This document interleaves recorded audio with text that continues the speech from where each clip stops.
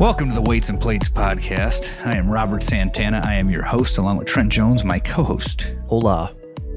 Hola, senor. Where's your ceremonial yo? I don't feel like it today. Okay, like fair enough. No, I had that blown out of my system. So I was at a wedding this last weekend. I saw say. Some of that.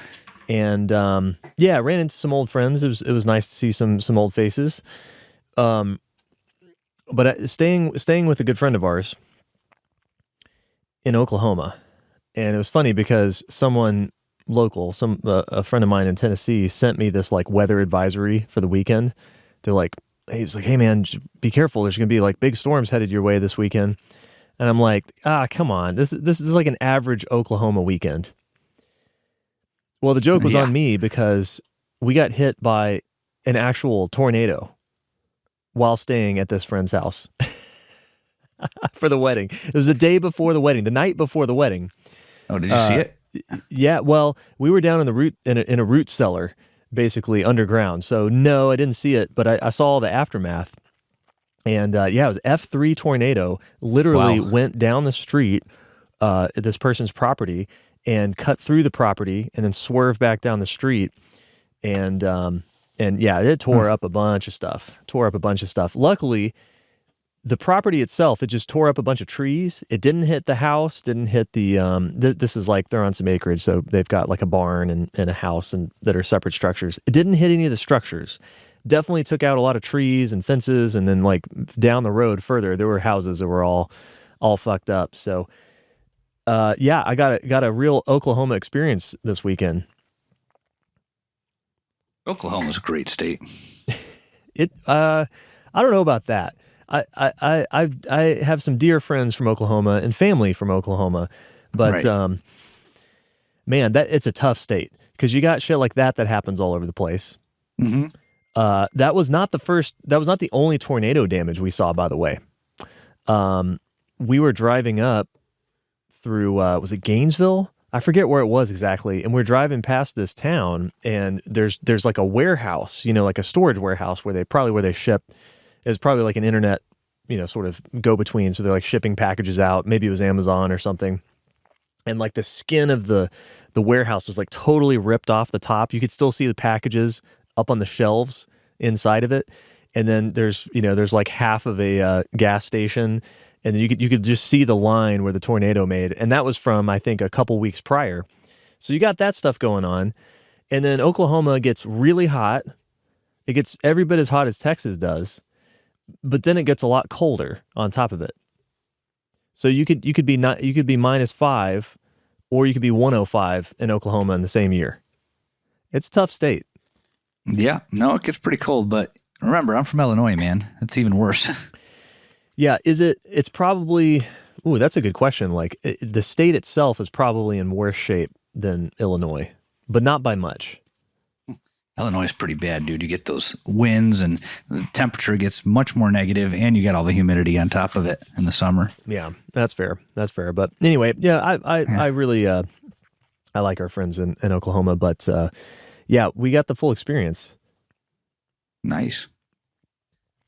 Yeah, I was in Omaha last month, and there was a tornado warning, and I got hauled up in a Walmart, and then nothing happened. So I was like, "What the fuck?" It didn't even come down that far. That's 99% of tornado experiences. I mean, I've lived through a bunch. I'm from North Texas, and it's part of Tornado Alley, so I've been through a whole bunch. But the only other time in my life that one actually hit like my neighborhood was in I was a little kid in the mid '90s, and oh wow. That one, I should say, it didn't hit our neighborhood. It stopped like about a half mile from our neighborhood, went up, and then the storm moved a couple miles, and then went back down on the ground. And I remember that one because there was huge hail, and pretty much everybody got a new roof that year. But that's probably of all the tornado warnings and watches and stuff I've been through, that's it's 2 experiences. So most people will never see one. But that's that's not what we want to talk about today, is it?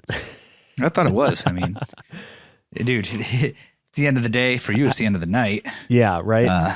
We're both kind of dragging a little. So how about the tornado of comments on your recent Instagram post? Oh my Lord.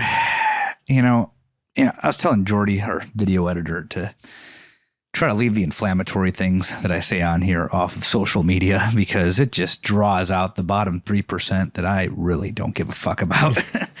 I insulted the cherished, precious, sacred RPE in one of our episodes, The golden calf of RPE. Yeah.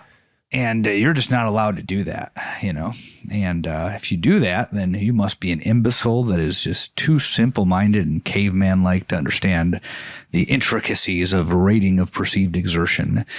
So I'm not going to go on a tirade on that. I'm just going to quickly review for the audience and for the haters that may be jumping on here now.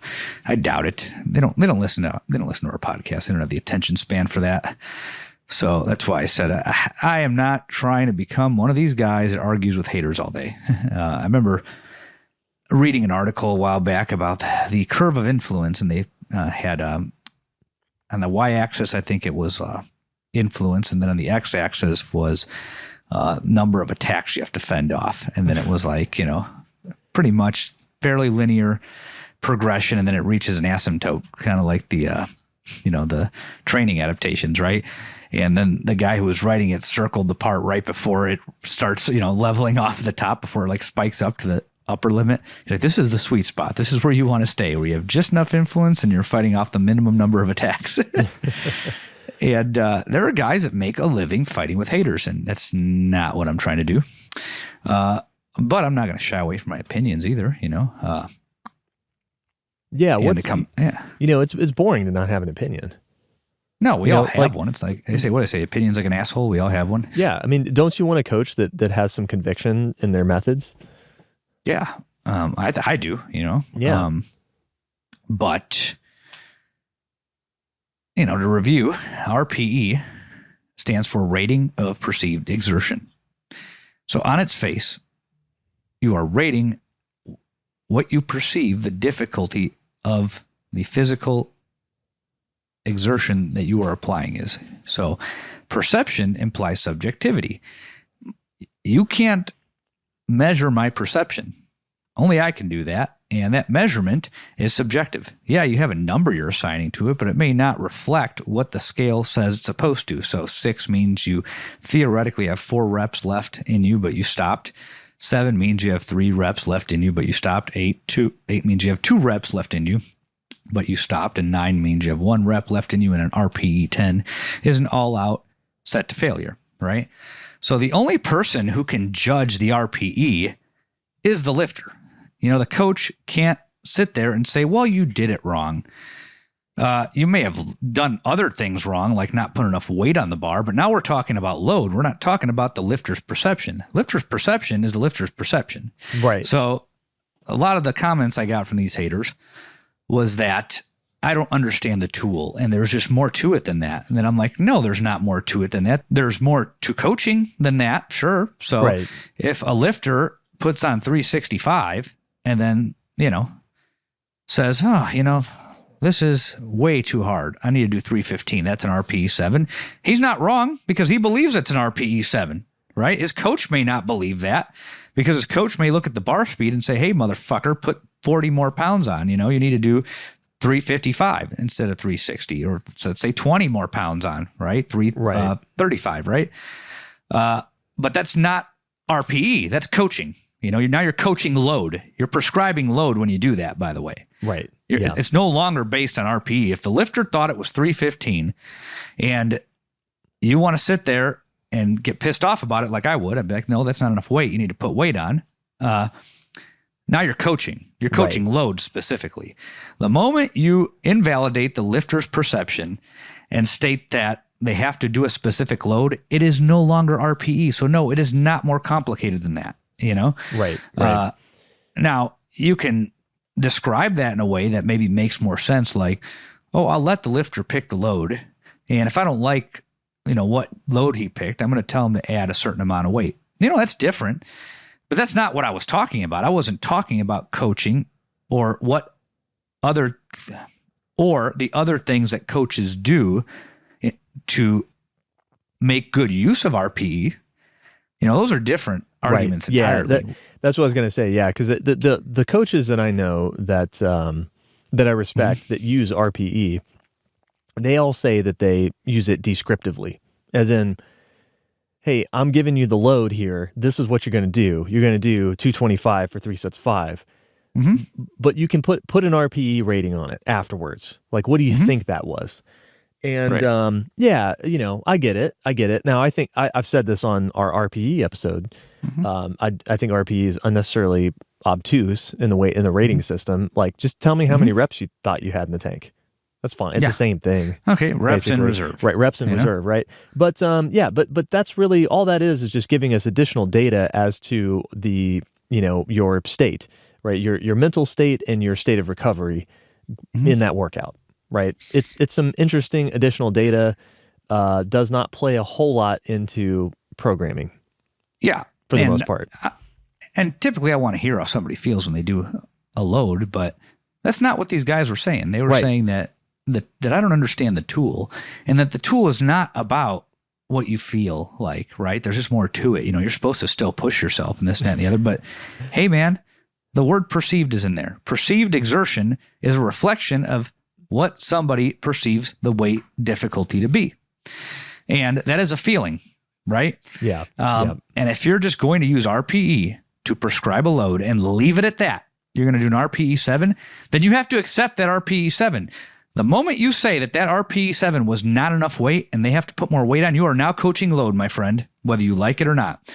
And you could do all the word gymnastics you want to try and wiggle your way out of this, but the RPE scale by itself, without any additional coaching, is a rating of what the lifter feels like. And if you don't like it, like I said to many of you, change the fucking channel. I don't want you there. And that's what this episode's about. Like, who are we really working with here? Right. So now that rant's over, that most of you don't want to hear, let's segue into what's important here. Who are we talking to, right?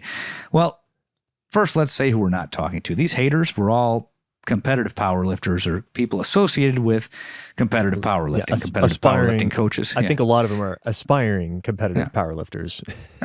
I mean, a lot of them had singlets on in some of their pictures, but sure, they're aspiring powerlifters or competitive powerlifters, powerlifting coaches. We don't coach powerlifters here. We take people to powerlifting meets after they've been lifting for a while and decide they want to do that, but none of them would consider themselves a powerlifter, Competitive powerlifters are changing so many more variables than your average person that comes in here wanting a simple workout routine, trying to add a few pounds to the bar for as long as they could. It's a very different mindset. They're much more limited in terms of what they're willing to do and how much risk they're willing to take. And the lifts are performed differently. They're just not going to do the lifts the same way that the powerlifters are going to do them. And that's really what it comes down to, right? Like, I don't have guys coming in here that want to take their 700 squat to 725, Like, that's not what happens. Occasionally I get people that squat over 500 in here. I've had a guy squat over 600 in here. That happens, but they didn't go under a barbell to start out because they wanted to compete in powerlifting. They got under a barbell so they can get stronger, healthier, have denser bones, be able to do shit outside the gym and not hurt, and then they just happen to be strong, right? Maybe not powerlifting strong, but stronger than most, much stronger than most. Right. And that's the point that just continued to be missed by these people. They're talking to me, I'm laughing, I'm disregarding it because at the end of the day, I'm not talking to them. I'm not talking to them. Well, when you're go ahead. I was going to say, this is even a problem that starting strength coaches run into talking to the general public that has no idea about powerlifting, other than, maybe they know that it exists. I think it's generally people are more aware of it than they have been in previous decades. But people see lifting with a barbell and they're like, oh, no, I don't want to do powerlifting. And not knowing that our methods are very different from the sport of powerlifting, right? We use a barbell, but that's, we do a squat, we do a bench, we do a deadlift. That's pretty much where the similarities end, right? We do other lifts too that aren't in powerlifting. We do not do heavy singles for max effort like you do in the sport of powerlifting. That's not part of our programming. That's not what we do. Right. So it is, to be fair, it is a problem that exists right? Even among the general public.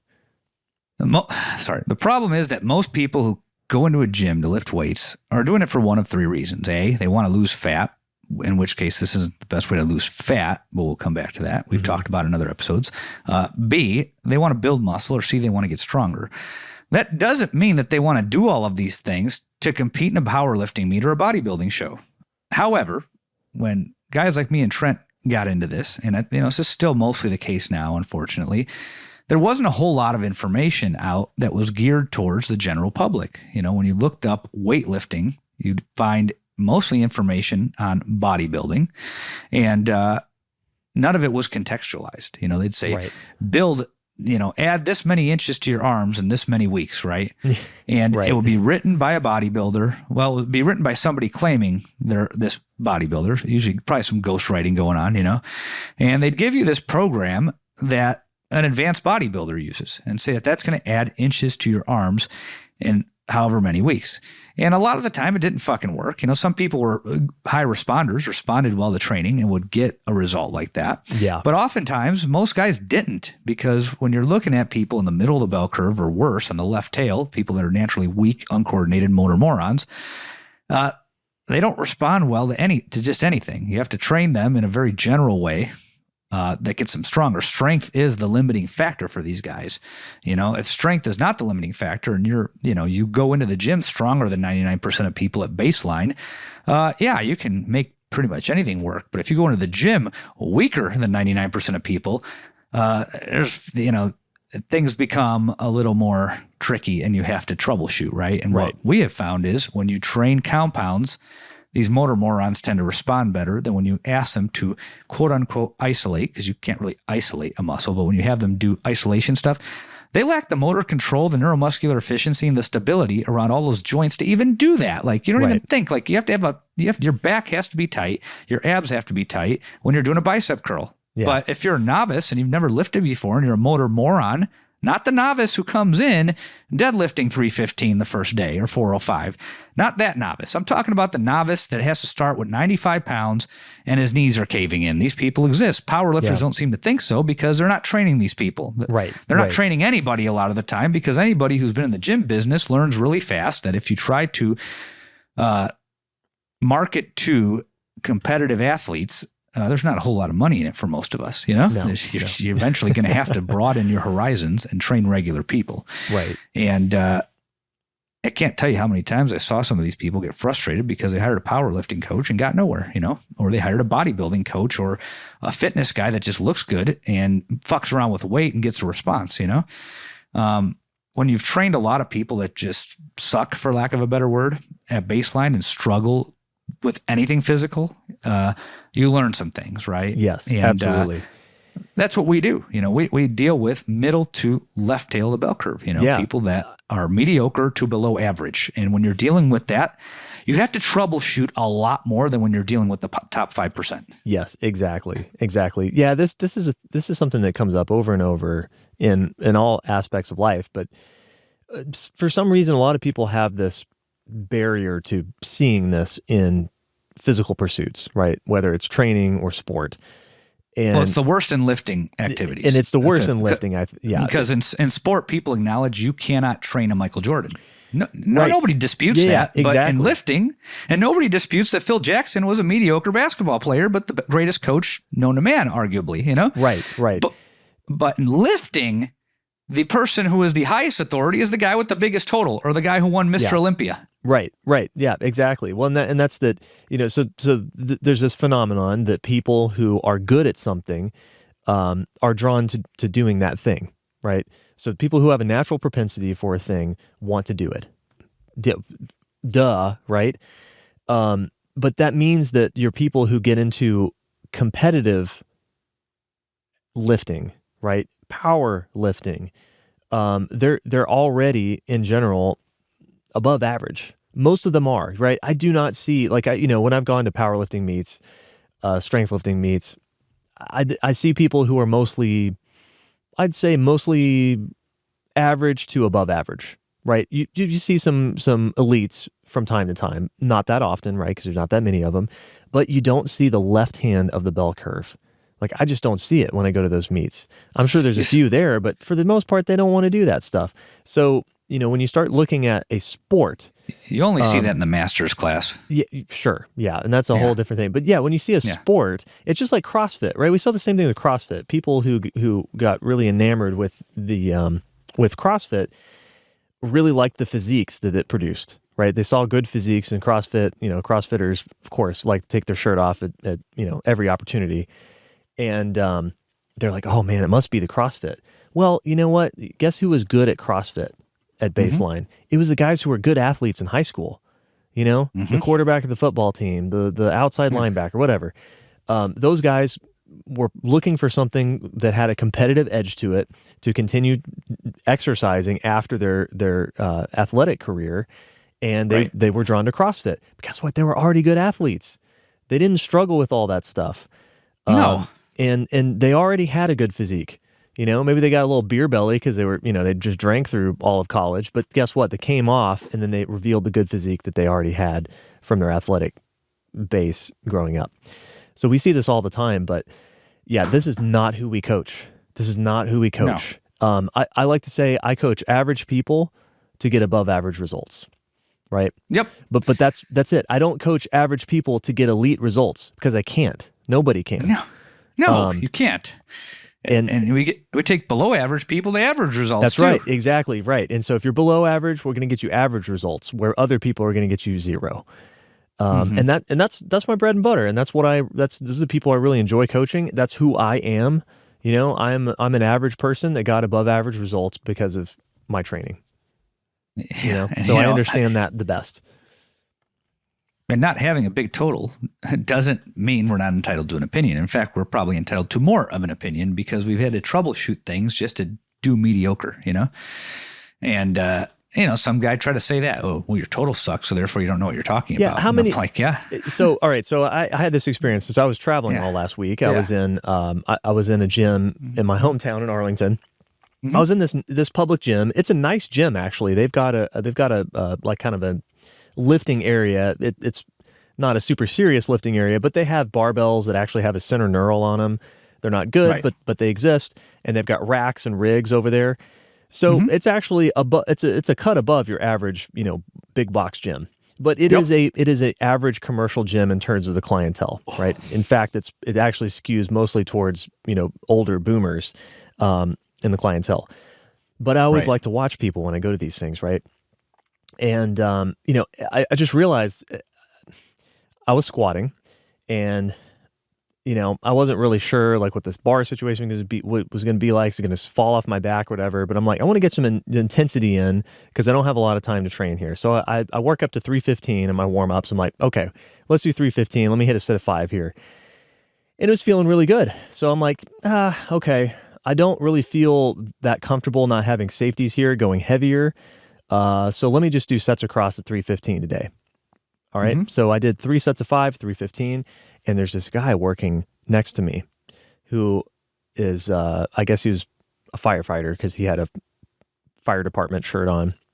And he's doing some barbell complex thing, very CrossFit-y sort of Metcon looking thing where he's doing like these muscle snatches and push-ups and all sorts of stuff. So he gets done with that and I can tell he's like watching me squat. He's looking over from time to time. And you're like, here it comes. And then he starts loading up the bar to squat. And I guarantee you, he did not have squats on the program that day. Nobody does a fucking Metcon and it's like, I think I'll squat heavy now. No, he saw me loading up the bar and he's like, oh, I got to squat heavy too. And so I watched this guy, high bar squat. He worked up to 265 for a triple. And it was kind of a hard triple. And he was squatting about 3 inches high.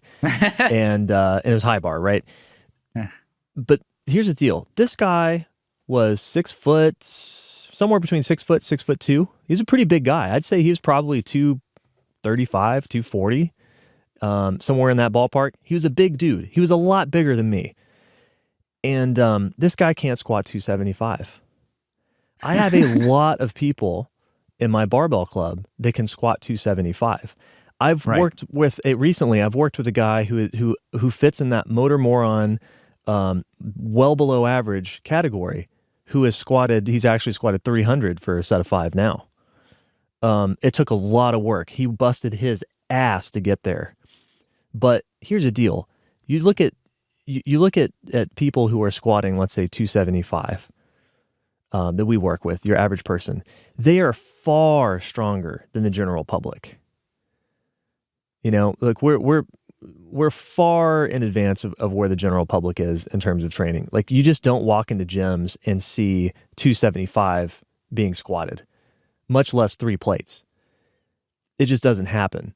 And so I think we get skewed. My whole point here is our perspective gets very skewed by competitive lifting. Absolutely. As to what is strong and what are good results. Yeah, and it's the same thing with bodybuilding. Like I said, when you and I were coming up, if you looked up information on how to build muscle and lose fat, they typically popped up, right? And they'd show these guys with visible abs, vascularity out the wazoo. Oh, yeah. And lots of size, right? And then you're wondering, you're like, well, I just want a fraction of that. So surely there's got to be a program for that. And it's like, dude, those guys are on a bunch of drugs. And when they started, they were also huge, and jacked and pretty lean.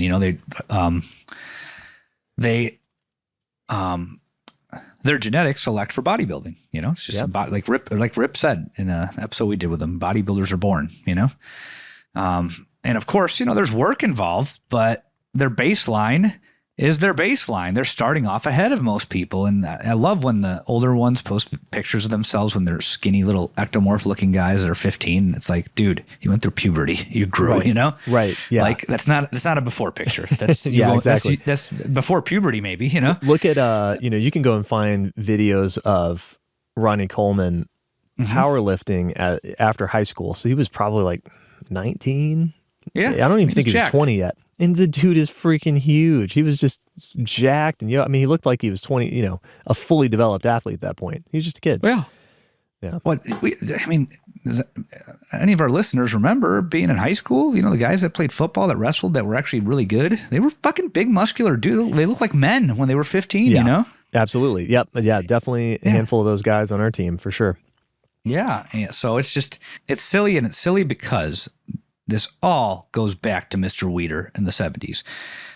Bodybuilding is probably the first competitive contest where an entire industry was built around this idea that you can achieve what the champions achieve through hard work. And other sports just don't sell that, like guys get to the pros, and then you always hear dudes that are like, even as young as their 20s after high school and all the way into their 50s, like, man, I just couldn't keep up with those guys, Right. Or yeah. I didn't have what it takes. I didn't have what it takes to be pro. I just wasn't good enough. I got hurt too easy. I wasn't fast enough. I wasn't strong enough. And I gave it everything, You hear that all the time, baseball, basketball, football, soccer, pick your sport. And you will hear stuff like that from the mediocre athletes that played at the youth level and couldn't go to the collegiate level, or guys that went to the collegiate level and couldn't go pro. You'll hear stuff like that. Like, dude, these guys that make it are fucking amazing. I just, no amount of work is going to get me there. But Joe Weider in the 70s did something different with bodybuilding. He told the world that hard work and specific programs can allow you to achieve goals that his champions were achieving. And that's just a bold-faced fucking lie. Yeah. Yeah.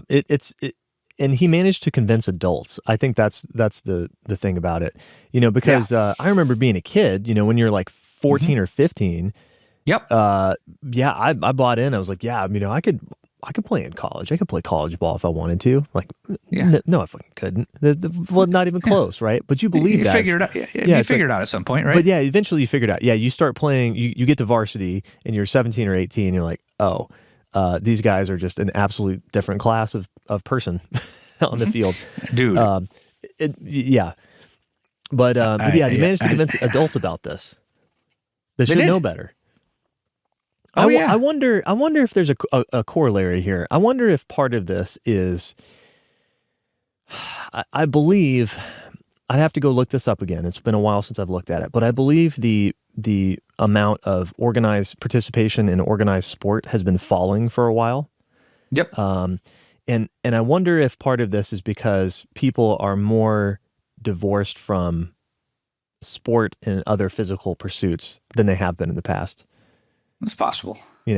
And that's why, because if you play football and you go up against these guys, like I played against Von Miller when in high school. It's just so obvious, right? But if you don't do any of that stuff, but you go to the gym, you're a gym rat, then maybe it's easy to get, suckered in by these claims. Yeah, and the other thing too is bodybuilding's not. First of all, it's not a sport; it's a contest, right? And right. It's not one that kids start participating in at a young age and continue to do into high school and college like traditional sports. You might play soccer from age 4 to age 18, realize that, damn, I've been doing it this long, and this motherfucker is just worlds ahead of me. I'm not making it pro, like you said. I think with bodybuilding, a lot of it has been viewed through media, gyms typically didn't have a team of bodybuilders that train together, Right. And gyms were full of regular folk that would read about what bodybuilders did and try to replicate it, right? It wasn't a situation where you had a bodybuilding team at the youth, high school and collegiate level, and then the pro level, It was just people lifted weights. A very small group of people competed in it. They were all scattered. You had a couple gyms in LA where they were legit dedicated bodybuilding gyms, and that was really about it. There were probably some scattered in other cities too, but it wasn't like, you had this, it wasn't like you had this, it wasn't like organized sports where, right. You see it all the time, you're in it, you have coaches, and then you're able to kind of watch people develop over time, right? You're just kind of getting a lot of secondhand information from people you've never met, and you're taking it at face value. I think that's how he was able to convince adults, because a lot of people haven't been around it a lot. Like, for instance, I didn't know about all the drugs, Right. Yeah, I was totally naive. Yeah, I'm like, did all of them take drugs? Then you pick up Arnold's book. He's like, look at this guy. He was an ectomorph and he got bigger. This guy was an endomorph and he got leaner. And then leaving out the fact they all took drugs, Mm-hmm. Right. And I didn't really figure this out till I was into my 30s, dude. Like, I suspected, I knew people took steroids, and then like some of these guys. In the extent to which they take drugs, right? It's not just like a little bit. It's even back then, rampant abuse. Maybe not compared to today's, but still, those guys were reckless with their use in a lot of cases. Well, I had explained to a young lady today. She called. She's wanting to go into this business, and she does women's bikini. And she called the gym. We've been trying to connect for months, and I finally remembered. I'm like, hey, let's get on a call. So if we're talking, and I'm like, bodybuilding is a contest where you're judged on your appearance, and you can alter your appearance in various ways. You could use exercise to alter your appearance. You can use diet. You can alter your diet, and that will alter your appearance. Your fluid consumption can alter your appearance. Drug use can alter your appearance. Plastic surgery can alter your appearance. The sun can alter your appearance. So there's all these different things. Your parents that you came from can determine what you look like, right? So the whole thing's judged on looks, and yet we like to focus on only two variables, diet and exercise, right? Right. Yeah. And it just kind of stems back to Mr. Weider's lie. You train this way, you eat this way, you can be a champion. And it's not spelled out like that necessarily. It'll say, it might be something as simple as gain 3 inches on your arms in 12 weeks. Well, I've never put 3 inches on my fucking arms in 12 weeks. If I train my arms, I can 12 years, maybe.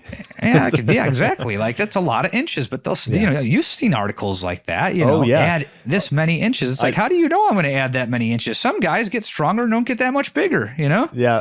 Early, man, this must have been like the first couple episodes we did. I talked about that DVD that I got with my Mass Gainer 9000 that add an inch to your arms in 24 hours. Yeah. Oh, you want to gain 20 pounds of lean? You need steroids, brother. Yeah. That guy, that's most honest supplement salesman, right? Yeah, right. Yeah, it's wild. So, yeah, that's and the thing is, this spilled into powerlifting too. And powerlifting was not as widely known about as bodybuilding in the 90s and 80s. Right. It was big because, we have records that go way back. There were federations. It was big, but it was much more niche than bodybuilding. Bodybuilding became mainstream because Arnold became a celebrity, and then all the other celebrities in the action genre were taking drugs and trying to look like that, So that kind of hit the that kind of hit the mainstream and, kind of guided the health club model that we know today, that what we refer to as the Globo Gym, that kind of spawned out of bodybuilding. Right. Powerlifting was a little more underground.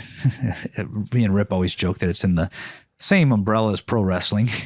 Oh, yes.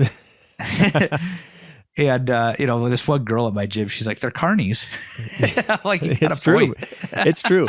Yeah. I mean, it's a lot. So it's funny, I say it on the show all the time. I'm a big fan of strongman, and strongman literally came out of the carnival. If you go back to the days of the vaudeville days, and you have the freak part of the freak show was some like big strong guy who was going to bend iron bars over his head or whatever, and strongman grew out of that tradition and became a somewhat organized sport in the 70s and then into the 80s. And guess who the guys who excelled in strongman in the early days, in the 80s and then in the 90s, they were powerlifters, right? Coming over from that. So yeah, it all fits. It all fits. It's hilarious. And then some of them were pro wrestling, dude. Yeah, that's right. Yeah, Mark Henry, sexual chocolate. Ken Patera, he was in pro wrestling. Oh, really? I didn't realize he wrestled. Yeah.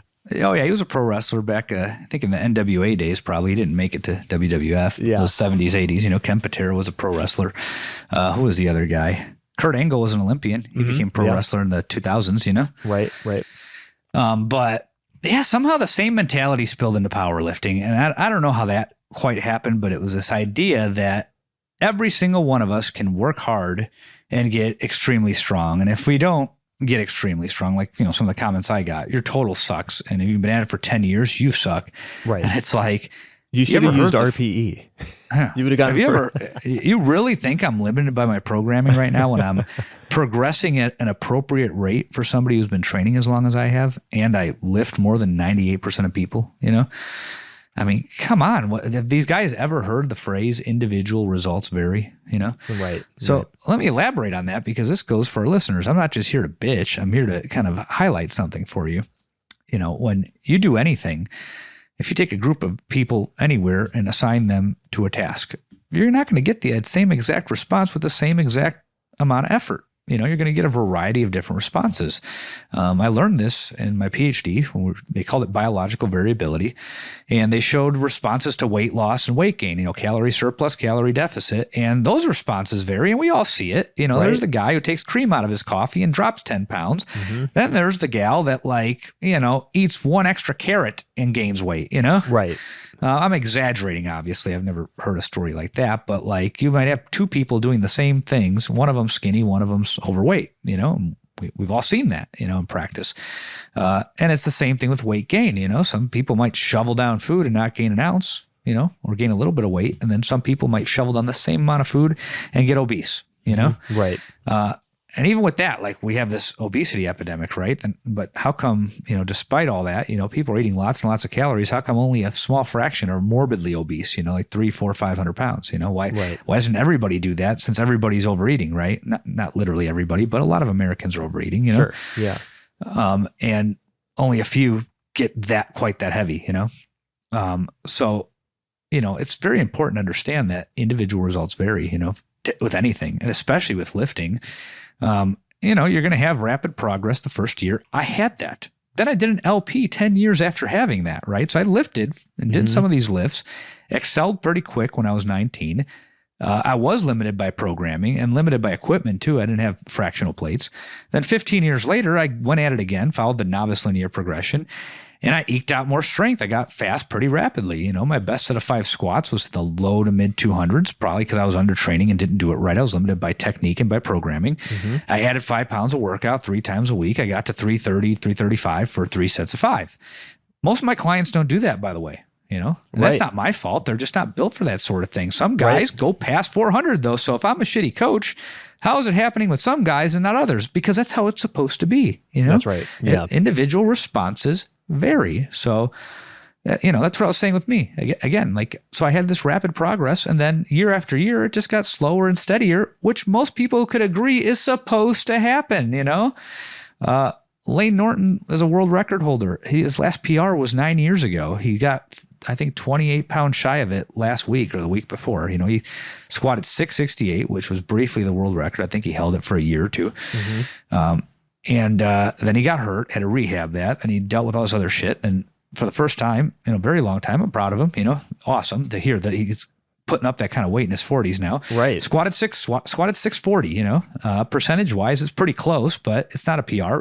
He may get another PR though. He's starting to believe that he might be able to. I hope he does, Yeah, right. But look at that, 9 years, no PR. He started lifting competitively, like I think a year before I started lifting consistently, and yet, he came out, he started more muscular than I was, as an adult.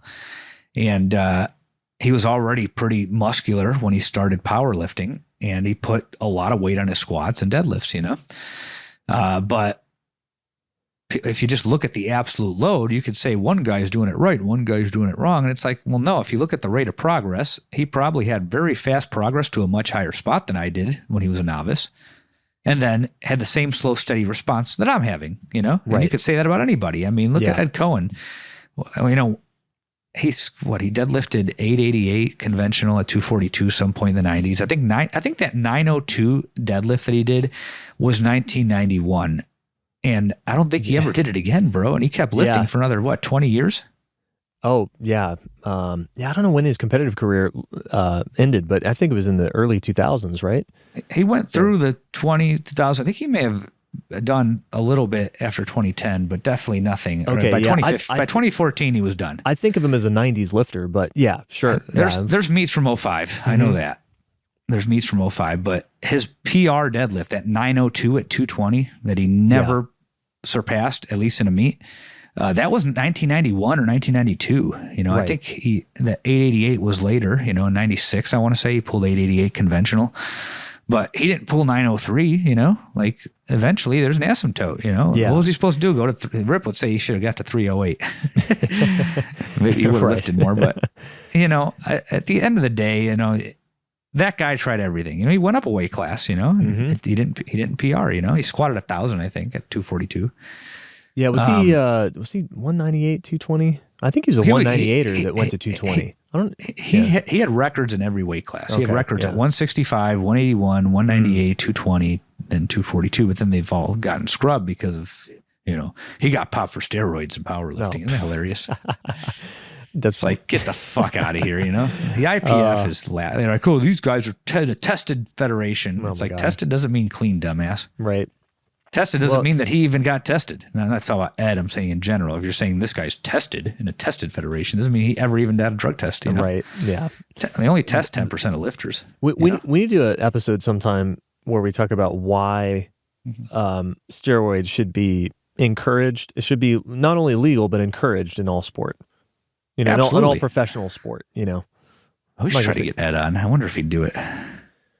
He's a cool guy. I saw, he still hangs out at Lance's gym. Yep. And I saw another starting strength coach, Alex Patasic. Is that how you say his last name? Patasic? I don't know if you pronounce the P. It's one of those weird Slavic names. But anyway, I saw him benching, he was benching 335 or something like that. And Ed came over and was spotting him on the bench. I was supposed to meet him there in Christmas, but then he got COVID. So I ended up lifting on my own. Man, yeah, he's such a cool guy, right? The fact that he's just hanging out with like just regular lifters at his gym and doing that, that's badass. But yeah, I can ask, I can ask. Yeah. It doesn't hurt. It doesn't hurt. And here's the thing about this PR stuff. Life circumstance changes too, right? There's not everyone has the same circumstances in their life to maximize their genetic potential, right? I'd say most people don't have the circumstances to maximize genetic potential. If you have a family, if you have kids, you have a job, right? If you have a job that's more than like some, that's a demanding job, then you don't have the resources there to maximize your genetic potential. Right, you're always going to be hamstrung by these factors. But I also like the saying. I think I've said it before on the show. Anything worth doing is worth doing badly. Absolutely. right? Like It's there's true. this stuff has value. We've talked about it a lot. This stuff has value beyond just like numbers. If that's why I that's one thing I disagree with Rip on. In the very beginning of starting strength, he says strength is the most important thing in life, and I'm like, well, if that's true, then then it becomes like how much you lift becomes a value judgment, right?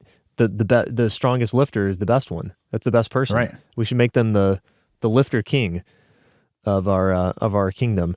But Right. it's clearly not true, right? That there are other things important in life and more important in life, but that doesn't mean that that it's not worth pursuing. And I think the quicker you can divorce yourself from comparison, the more fulfilling this whole training thing is going to be for you. And that's hard. Yeah. It's hard, but Oh, we laugh about it all the time in the gym because I'm chasing a 315 bench, and my member Andrew, good guy, he met him as a client. Then when I opened the gym, he was one of my first members, and he's like, we sometimes forget that like a small percentage of people could bench 315 because we're like kind of divorced from reality since we're watching guys that are like lifters, and we see other lifters doing it, that nobody's doing it in my gym, by the way. There's not a single member here that is benching anywhere near that. I don't know if there's anybody here benching 275 right now. Yeah. And even, you go to the bro area of your local commercial gym, and you'd be lucky if you find one guy, the biggest guy in there, benching 315. Right. Right. Like, I don't remember seeing it very often. And that's all he does, every day. If 5 times a week, bench, chest day every day. So, but yeah, you just don't see that. Like you're going to see some 225s, but not very many 275s and very few 315s. So yeah, that's right. Yeah. I sent a message to my lifters in the barbell club about this last week after I saw that. I'm like, hey guys, just step back for a minute, appreciate the fact that wherever you are on your strength journey, y'all are strong. Y'all are objectively strong when you look at the general population. Now, some people in the club are at the very beginning of their strength journey. Some of them have been doing it for a long time, and they're flattening out. But all of them are objectively strong. Absolutely, bad. And that's what I'm thankful for Rip for. He really, on one hand, he'll sit there and say, That's not enough weight. You need to gain body weight so you can lift this much more. The number always goes up. But that's just coaching, psychology, fucking shit. Yeah, he's also almost 70. Give him a break. He's for as much as he makes fun of them, he is a high school football coach in a lot of ways. Absolutely. Yeah, it's like everything sucks. You always suck, and then when you're not around, he's probably telling someone else, "Oh, he's pretty strong. He's doing pretty good." Right. Oh yeah. It's a coaching style that I respect. I appreciate. It works for me. It doesn't. It's not good. It's not right for everybody, but it's a style. I respect it. But and then he'll turn around and say that some people are just better than others. Some people are just better suited for things than others. Right. And he acknowledges the existence of the motor moron, and he acknowledges the existence of the genetic freak, and he acknowledges the role of drugs. And you have to have all these variables in line to get to be in the top 1%. And most of the people you and I deal with are not in the top 1%, don't care about being in the top 1%, probably can't be in the top 1%. Like you said, if you're that good, you're pulled in a different direction. People that come to us want to be healthy, want to look good, want to feel good, want to move good, and don't want this interfering with their life in a negative way, And that's not the same thing as a power lifter who's willing to eat shit off the floor if it means one more pound on his total, Right. That's a different demographic, different focus, and you're manipulating different variables too. So, that's why. So, because I understand that, and the reason I understand that is because of Rip and starting strength, I just laugh when these guys write this shit. Like, I'm not remotely pissed off about it because we were prepared for these arguments 10 years ago. I don't know when you were certified. For me, it was 10 years ago. You were about, 5, 6 years ago? Oh, no. As a starting strength coach, 2020? 21? Oh, really? Okay, so 3 years ago? Years. 20, So 3 years ago for me, or for you, it was 10 years ago for me. Mm-hmm. And I was prepared for all this shit because they were already saying it to Rip. Rip doesn't know anything. He wasn't strong. He hasn't coached anybody strong. Well, of course, because he's not a powerlifting coach. He's a gym owner, and there's not a bunch of elite powerlifters running around Wichita Falls, you know? Yep, exactly. You know, and he also taught us that, you know, the worst coaches are often found among the best talent because that job is largely babysitting. They're not limited that much by strength, you know? Right. All these other things that they do outside of the sport are important, useful, and help. But you're not getting a huge percent change because they lift. It's just that since they're all great on all the teams and they're all elite, every little bit fucking counts. So if getting a little stronger makes them 0.5% better, that 0.5% matters at that level, you know? So they should do these things, but for different reasons than you and I, you know? If they don't do these things, they're probably still going to perform well because they're the top 1% of their sport, you know? I was about to say, I mean, if you're not familiar, you got to go look up Joel Seedman on Instagram. Fuck me. And a 90-degree guy. Yeah. He's so. I don't ask me to try to explain what his thesis is, but yeah, he trains everyone in these like 90-degree angles of like. So his range of motion on all the lifts is only to take a joint to 90 degrees. It's just utter absurdity. I still believe he's trolling. I have to believe that the guy's not serious and he's actually trolling. But regardless, the dude has fucking NFL, you know, MLB athletes training in his facility doing the most retarded shit that you could possibly imagine an athlete doing. And guess what? Those guys are still really good. Yeah, it doesn't matter. So it doesn't matter. I mean, the amount of help strength training is going to do for these guys, in the grand scheme of things, is probably less than 5%, if I had to guess. You know? I'm remembering this little detail from. That's not saying it's not important, by the way. You know, there's all the same benefits there: increased bone density, probably injury risk reduction if they're doing it right and safely. They shouldn't be training like we're training, obviously, because they don't need to grind quite that much. You know, who's going to hit harder, the guy who squats 600 or the guy who squats 300? You know, I mean, some of these things are obvious, but at the end of the day, if the guy who could squat 600 keeps playing football and just maintains a 300 to 400 squat, he's still going to get better at playing fucking football because he's got a 45-inch vertical jump and he's built for fucking football. You know? I remember reading something about, you remember that guy, Julian Edelman? He kind of had a few years of prominence. He was a receiver. He was a slot receiver for the Patriots. And, you know, I think he won a Super Bowl. But he was kind of like one of these small guys that was, you know, he's probably, I say small, you know, he's 5'11", maybe 6 foot, definitely no taller than that, you know, 200 pounds, 195 pounds, something like that. But he's one of these like really quick, small guys that can kind of find a little spot and then he could catch everything. He's like flypaper. Well, I remember that guy I remember reading about an interview with him, and he was talking about training and all the, you know, sports specific stuff he was doing. And then they asked him about like, well, do you ever lift weights? And he said something to the effect of like, yeah, I did for like a couple years there. And like, you know, I don't know. I don't do it anymore. I'm kind of worried about, you know, getting injured lifting. But he just casually tossed out, he's like, yeah, like I squatted before. And he said like, I did 405 for 8. Okay. And so, you know, I don't know, I'm going to take this guy's, you know, that's claims at face value. I believe he did. That's not really unbelievable at all. But I remember at the time I was thinking like, oh shit. And I don't even know if I had squatted 405 for anything at that point. And I just remember thinking, oh shit, like this is a small guy. Like he's the little guy in the NFL. Oh yeah. And the guy, you know, that doesn't even really train, but like it doesn't strength train, but he can still do 405 for 8. Of course he can. Because he's in the fucking NFL. That's right. Dude. Well, and that's the thing that really drove it home because, you know, sometimes you hear these stories about the you know, defensive tackles that are benching 550 and squatting, you know, 700, whatever. And it's like, yeah, that's believable because that guy weighs 325. This guy's a monster. This guy is like an more average looking dude, as much as any NFL player can be average. And he's squatting 405 for a bunch of reps. Right. Yeah, I just remember that detail kind of hammering home the difference there.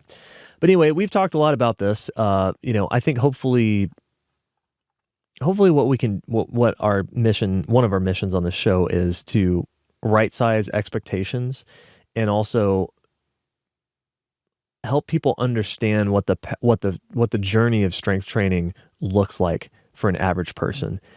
There's a lot of good that comes out of this process. We're living testaments of that. There's a lot of benefits here, but you're never going to light up social media, right? You're not going to turn heads at the beach, and that's okay, man. Right. We're not doing it for that. And so hopefully this has been a helpful comparison.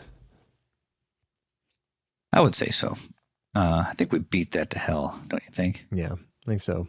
Trent needs to go to bed too. That's right. Yeah. It's past I need my beauty sleep. Yeah, so let's close this out. Thank you for tuning into the Weights and Plates podcast. You can find me at weightsandplates.com, or you can find me on Instagram at _Robert_Santana. We're also on YouTube, youtube.com, weights, or it's at weights_and_plates. And if you're in Phoenix, if you're in Metro Phoenix, I am south of the airport in the South Mountain Village off 32nd Broadway at Weights and Plates Gym. Have I said weights and plates enough? Yeah, I think so. I think you should do it again. Yeah.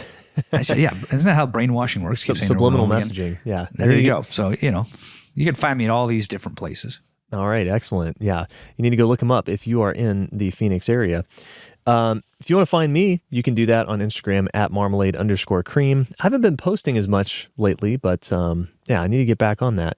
And you can also find me, if you're interested in coaching, at jonesbarbellclub@gmail.com. All right. We'll talk to you again in a couple weeks.